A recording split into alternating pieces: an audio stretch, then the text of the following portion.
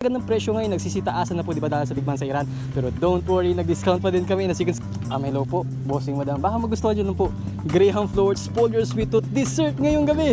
Meron tayong tatlong premium flavors dito na sobrang sarap, sobrang linamnam. Which is cookies and cream, strawberry and si mango. 35 pesos each lang yan. Pero but wait, may promo tayo na kapag 2 pirasong kinuha nyo, instead of 35, magiging 30 pesos each lang yan. At lahat talaga ng presyo ngayon, nagsisitaasan na po, di ba, dahil sa Big Man sa Iran.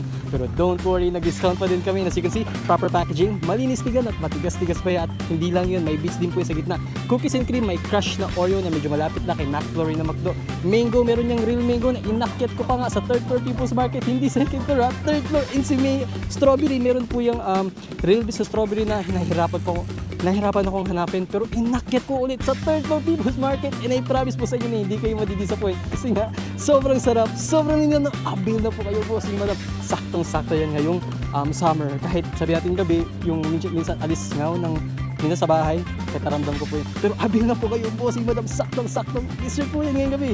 35 po pag isa, pero pag dalawa magiging 30 pesos each na lang po yan. Oh, isa pong cookies and cream. Thank you so much po. Sipon po kayo. Sige, matitikman nyo rin po ang lasap at sarap niyan. Ang tanong, kasya ba? Lagi po talaga napipili yan si cookies and cream. Mabenta po sa amin. Wait lang po. Pag dito, aalis na po ba kayo or medyo magtatambay po kayo? Matambay pa. Pwede po mag-isang pasada lang ako dito. Balikan ko po kayo. I promise po. Sige po. Thank you po.